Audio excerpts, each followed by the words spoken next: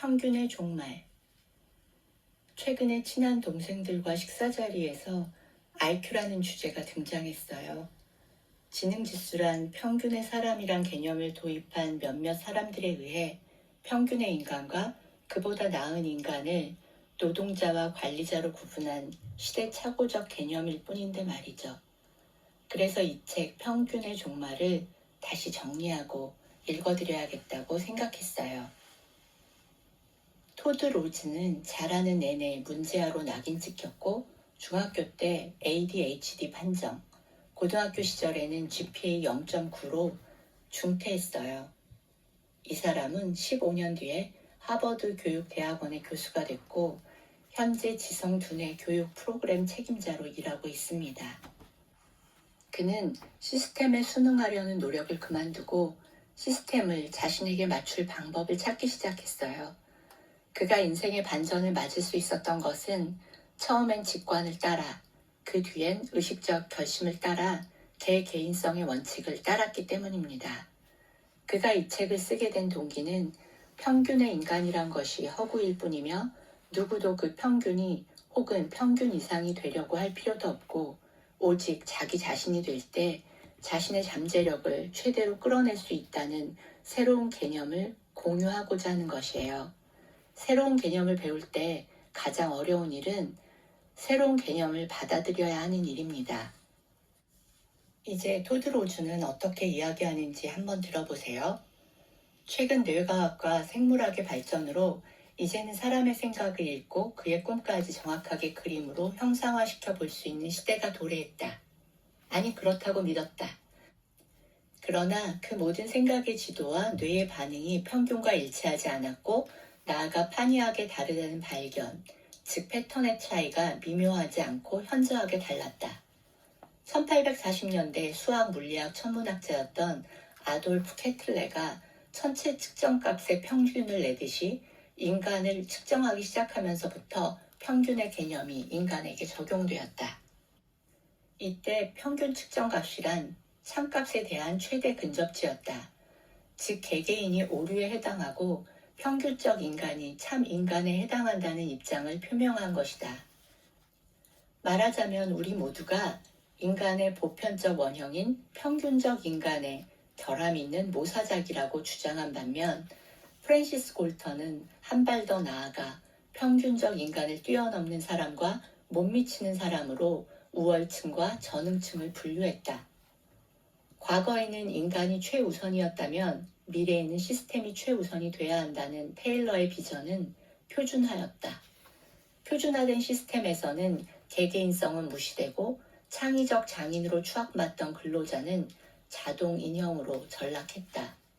19세기 기업의 비생산적인 사람인 관리자의 탄생은 시스템을 위한 것이었는데 그렇다면 과연 누구는 노동자로 누구는 관리자로 구분되는 것일까?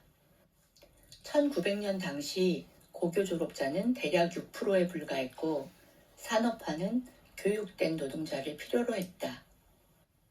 초기 교육가들에게 교육이란 학생들에게 자기만의 속도로 학습하고 기량을 키울 환경을 마련해 자신만의 재능과 관심을 발견할 자유를 주는 것이었다. 이것이야말로 우리가 지향해야 할 교육이 아니던가?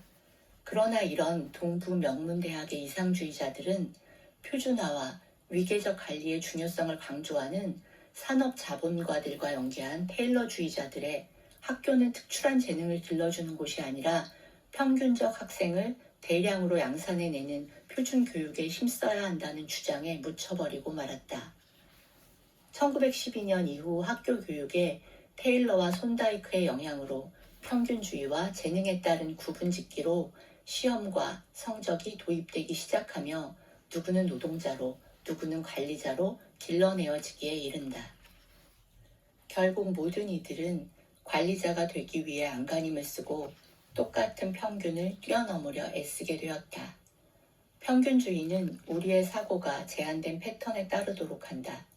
그러나 저자가 연구한 들쭉날쭉의 법칙, 맥락의 원칙, 경로의 원칙 등에 따르면 개개인을 완전히 새로운 방식으로 평가하고 선별하고 이해하며 당신 자신이 지닌 진정한 개개인성의 패턴을 발견하게 될 것이다.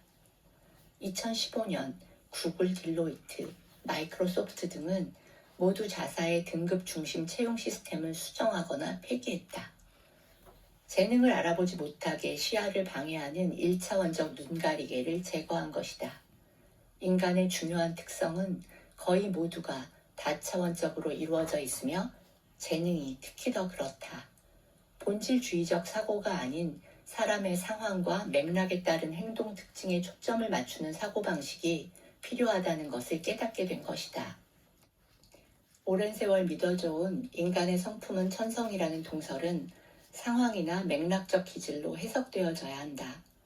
마시멜로우 시험 역시 자제력을 타고난 아이가 성공에 이른다는 신화를 부추겼으나 사실 아이들은 신뢰할 만한 상황일 때만 자제력을 가질 뿐이었다.